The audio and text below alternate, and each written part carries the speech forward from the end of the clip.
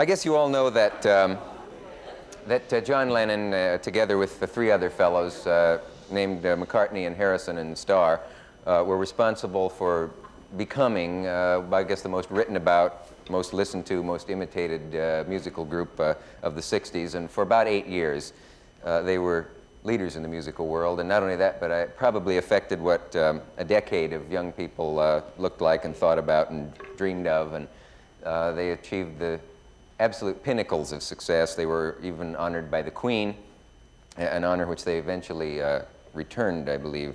I'm sure it doesn't come as a surprise to anyone that the Beatles are no longer together.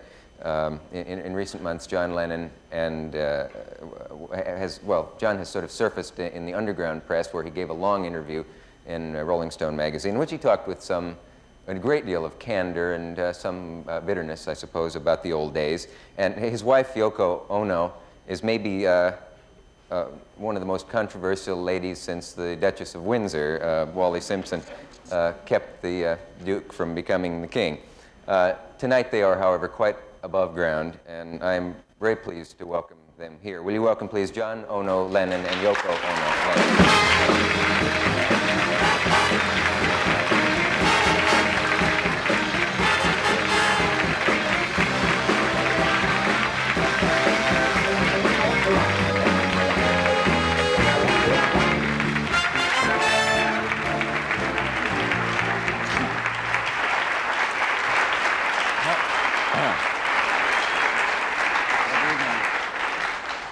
How are you?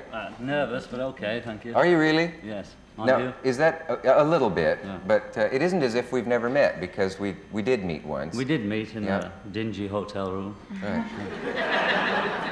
So you're Jack Lemmon. Yes. And you're Fred Astaire. Or is it Orson Welles? I'm not Fred Astaire. Yoko, how are you? Fine, thank you. Good, okay. Is there anything that you want to know about me to start off with that we could, just to sort of get the... What do you do for a living? To get the...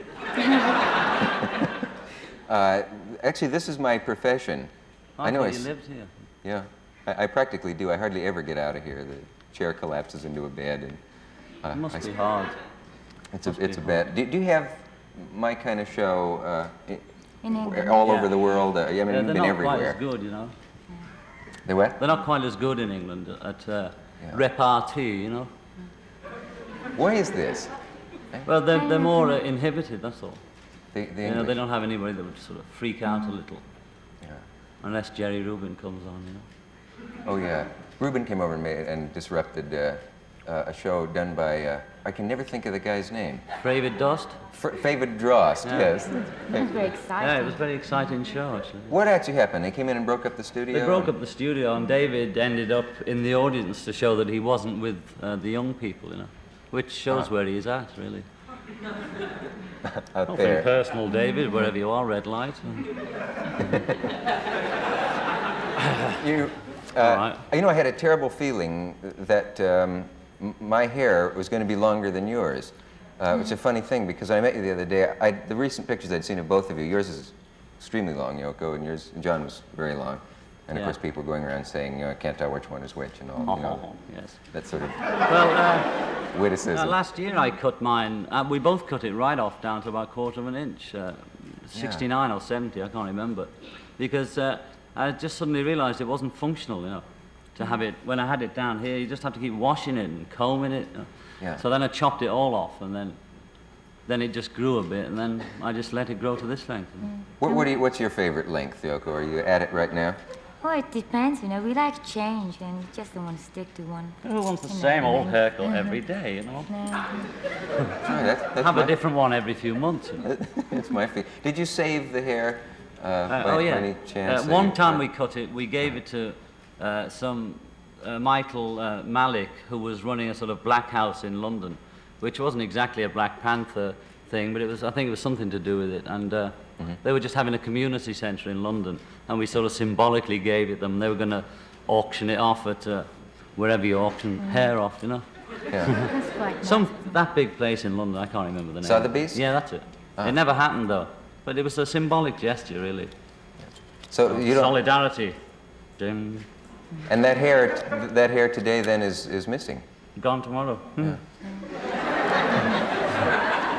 Silly, isn't it? Oh, you're going to do this all the time. Spent this much time there. It's gone already. Yoko, do you have fun when you're over here in this country? Oh, yes, very much. Because after all, this is my second hometown. Yeah. She lived here for 10 years. People are surprised. They often say she speaks very good English. But you've been here a lot. But some people ask me, well, can you speak Japanese? And then I get very offended, you know, because Can you I am speak Japanese? Yeah.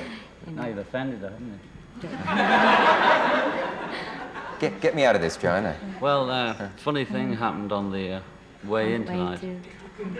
It never has to me. Nor me. Not once in my life. Nothing happened. You want to tell him whatsoever. about that story, you know, whenever they talk to us and then they're not listening and then you start about that elephant. Oh, and yeah. that. Have you, I suppose you get it too. When Private people joke meet between you, us, So- you know, like in a restaurant or anywhere, when you're trying to order something, you find that they're so struck by, oh, is it really you, that they don't really hear your order, you know. So when I'm talking to them, I'm saying, I'd like a steak, medium, and 2 elephants came and a policeman bit my head off and a cup of tea, please. And they're saying, yes, thank you. It really is like Because that. they're not listening, you know. Probably half of them aren't listening now, which is a good thing, I suppose. That's a terrible feeling Yeah. to think that they're never listening at all. Well, it's surreal, you know. I don't mind that. Have you ever had elephant actually brought to you by someone who was listening? And bit the policeman's head off quite often, yes. It's an old Anglo custom. You know. I'll believe anything. You like being over here, I gather. I have had some English guests on. What do you think of yourself as English? First of all, let's establish that. Well, sometimes, I mean, if you're talking about being over here or being over there, then Over I here, think, yeah. well, I'm from over there, you know. Yeah. But I normally think in terms of, I suppose I think in cliques and things like other people, like musicians and or long hairs and or under 30, over 30, etc., etc. And being married to a Hawaiian, it makes you sort of more international, you know. Sorry about that. So we sort of Must be a kid mistake each in my other, notes. you Well, know? people think of us as, especially in England, not so much here, we get a bit more respect in America as artists, but in back home, I think it's the case for all artists, back home it's a bit like, I'm the man that won the pools and lucky guy who had a spot of luck and married a Hawaiian actress, you know, and which isn't true, really.